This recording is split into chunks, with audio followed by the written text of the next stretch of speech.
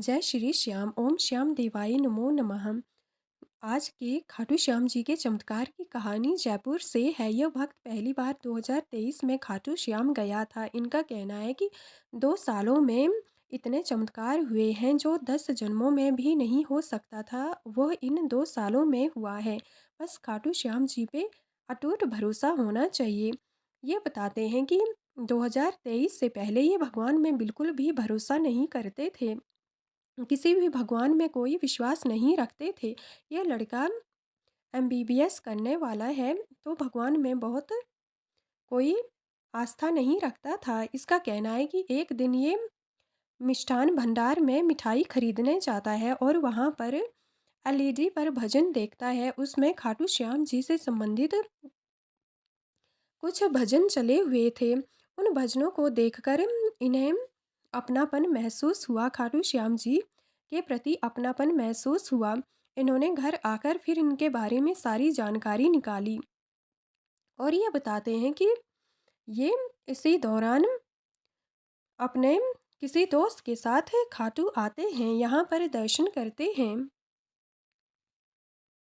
इनका कहना है कि मैं सिर्फ यहाँ पर ऐसे ही आ गया था कि जाकर देखता हूँ ऐसा क्या हो रहा है श्याम के दरबार में, और यहाँ पर दर्शन किए और वापस ऐसे ही चला गया। पर इसका कहना है कि उसके बाद से जीवन में कुछ बदलाव आने शुरू हो गए और भक्ति में विश्वास बढ़ने लगा, क्योंकि जो काम सालों में नहीं होते थे वो कुछ ही दिनों में छोटे बड़े काम बनने लगे। तो इनका विश्वास खाटू श्याम जी के प्रति बनता चला गया। इनका कहना है कि इनके घर के पास ही एक खाटू श्याम जी का मंदिर भी है, तो ये वहाँ भी जाने लगता है। एक दिन की ये घटना शेयर करता है। इनका कहना है कि ये सॉरी एक दिन ये मंदिर जा रहे थे तो रास्ते में कहीं से एक काफ़ी स्पीड में कार आती है और इनको टक्कर मारकर चली जाती है। कार काफ़ी स्पीड में थी तो कार वाले को लगा कि इस टक्कर के साथ तो किसी का बचना नामुमकिन ही है, तो उसने एक पल के लिए भी कार नहीं रोकी और वो आगे चला गया। पर यह श्याम भक्त बताते हैं कि कार से टक्कर तो बड़ी ज़ोर से लगी थी, पर जहाँ भी ये गिरे वहाँ पर इन्हें एक छोटी सी चोट भी नहीं आई।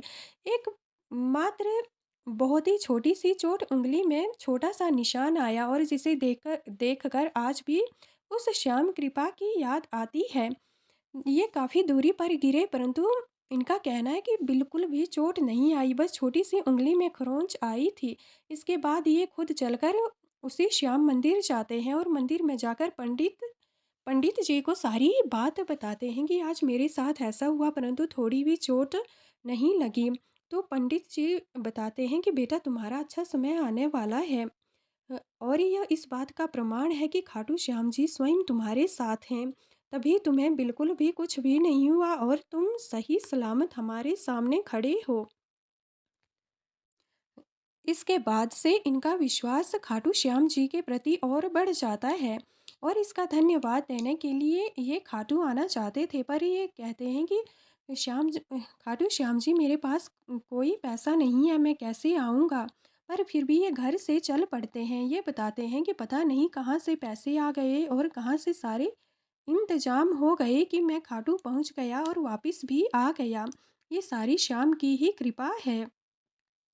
इसके बाद कुछ दिन बाद की बात है ये, और इनके यहाँ जो खाटू श्याम जी का मंदिर है घर के पास, तो ये बताते हैं कि 2024 की बात है।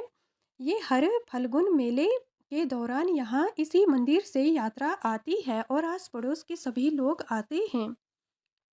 तो यह लड़का भी उसी यात्रा के साथ खाटू आता है। इस दौरान यह यात्रा रिंगस से पैदल थी, परंतु ये पहले कभी रिंगस से पैदल आया नहीं था तो रास्ते का इसे उतना मालूम नहीं था। ये यात्रा से पता नहीं कैसे भटक जाता है।